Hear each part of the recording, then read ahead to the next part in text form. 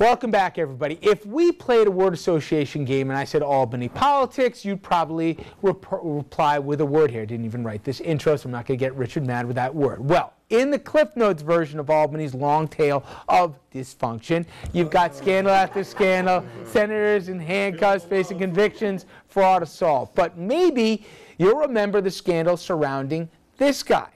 Queen Senator Hiram Montserrat, who served no jail time despite being convicted of assaulting his girlfriend. A few months later, Montserrat joined forces with Andrew's favorite guy, Pedro Espada, who's we've called out here on RFL for, well, let's just say less than legitimate ways. To Politico's been called thief and a thug, among other things, and the trouble they've caused by flip-flopping from Democrats to Republicans and back again permanently scarred Albany politicians in the mind of many a voter. Unfortunately, all this flip-flopping, and Richard's grimacing at the moment, is starting to become a new trend when it comes to our state capital. Kim Lengle sat down with Buffalo Senator Mark Grisanti, and you may have guessed by now, once a Democrat, now a Republican, and you'll hear in the piece he might switch yet again. Grisanti became somewhat of a household name during the same-sex marriage debate. He was one of just 4 senators who changed their votes from no's to yes, paving the way for same-sex marriage to become the law of the state of New York. It is a revealing, no question off-limits interview about the state of Albany politics, and Kim joins us now with me. Kim? Good evening, Rich. Mark Grisanti has been characterized as both a hero and a villain for his vote on same-sex marriage. And after this interview, you'll either consider him a political genius or a political opportunist. During his first state Senate campaign in 2008, he ran as a Democrat and lost. 2 years later, he won the seat as a Republican in one of the most Democratic-leaning districts. He doesn't object to being called a flip-flopper because he says building revenue is more important than political labels. Senator Grisanti is also chair of the state's Environmental Conservation Committee, a rare opportunity for a freshman in a Senate that historically favors seniority. His role as the chairman gives him oversight of one of the most controversial environmental issues in the state, hydrofracking. It has the potential to bring millions in revenue and badly needed jobs to New York's southern tier, which is, of course, Senator Grisanti's district. So far, his statements regarding hydrofracking have been cautiously optimistic. But when we connected the dots, it seemed like anything was possible in a Senate known for its backroom deal-making. In our conversation with Senator Mark Grisanti, he candidly discusses flipping, fracking, and same-sex families. For me personally, it doesn't matter if there's an R, a C, a D, or an I after my name. It's just, I hope that they get that what I'm doing is really looking at the issues and how it's going to benefit Western New York and then the state as a whole. So I fight in that order. Have you ever been called a flip-flopper? Oh yeah, sure. What was that like? Doesn't bother me. I mean, doesn't? No, it really doesn't. It kind of just rolls off my back. You know, if people see what I'm trying to do, you know, they'll get it. Mark Grisanti is a criminal defense lawyer by trade, but much of his job in public office involves people asking for his support. At times, the pleas are serious. It's up to you. On this day, a family pleads for help after their 20-year-old son shot himself over his dependence on pain medication. Grisanti says his workload ranges from the difficult to the bizarre, or what the senator likes to call a bad romance.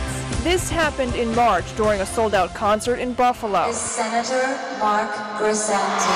There's a senator here in Buffalo that's on the fence about whether or not to vote for this particular bill, and I would like to give you all his email. Lady Gaga's shout-out resulted in more than 600 messages clogging the senator's voice and email box. We need to bring the jobs here. During the 2010 campaign season, Grisanti persuaded Republicans and church-going African Americans to vote for him in part by promising to oppose same-sex marriage. Some of those same folks, now upset with Grisanti's yes vote, are threatening to remove him from office in the next primary. We will not vote for any Republican senator as long as the leadership that allowed this to come to the floor is in control of the Senate. If that's the case, that's the case. I mean, it doesn't matter. If you want to primary me, you want to challenge me, whatever line you want to challenge, it really doesn't matter to me. It's wasn't done for any political line or for any political gain. It was just the right thing to do. Is it possible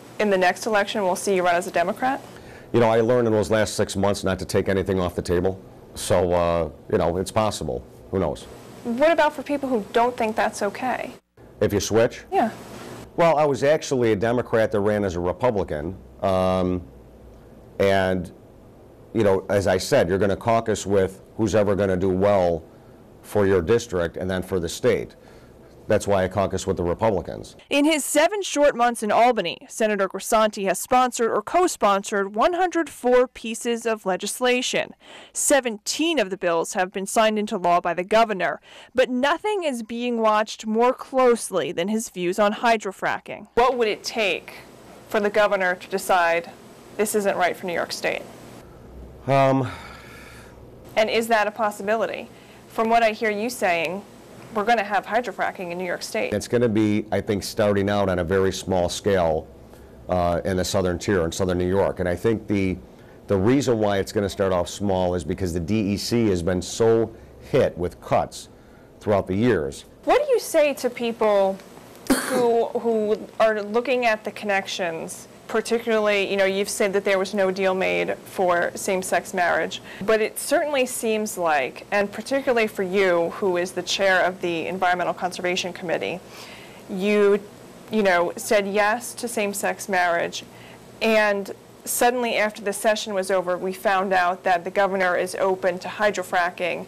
You're the chair of that committee, and the southern tier stands to gain a lot from it.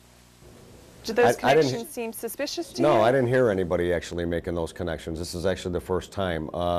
That's actually kind of funny because it's almost like a reverse thing. Like I put pressure on the governor, you know, hey, I'll vote for same-sex marriage, but you better, that did not take place. But freshman senators don't often become chairs of committees. Well, there's a lot of committees, and there are other freshman senators that are on there that are chairing committees. I actually sit on about 7 or 8 committees. Now, in addition to being very busy with his committees, Senator Grisanti has also sponsored legislation which would help drive more funds to the DEC.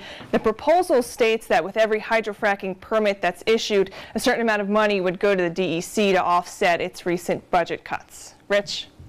All right, Ken, thank you. I want to bring Richard in, who obviously knows Albany very well.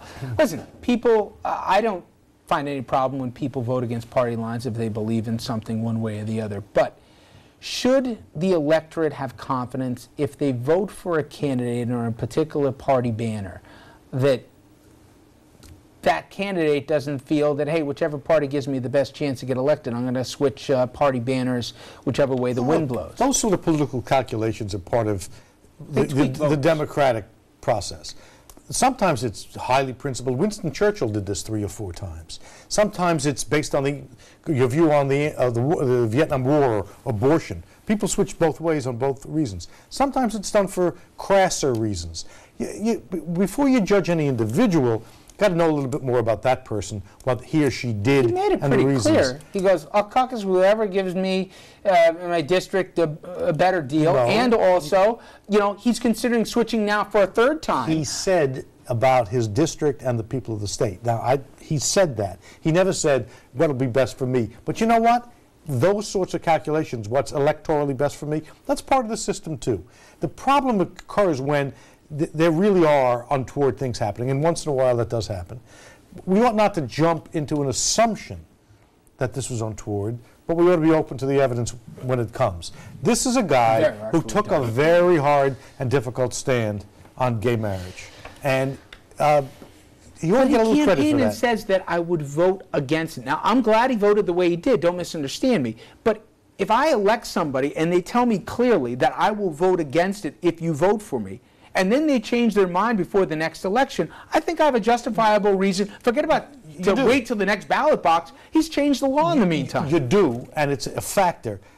Sometimes people see the light. Sometimes people actually find that the human consequences of their vote is so overwhelming. Call me a cynic, but there seem to be some numbers and a little calculations that went into this equation. Try to pull back from cynicism and just stay at skepticism, and we'll all be okay. All right. That's my lesson for the day. All right, coming up, everybody, we're going to have a talk of the table here. Trust me, there's some good issues, and I know a debate or two right after this. Stay with us.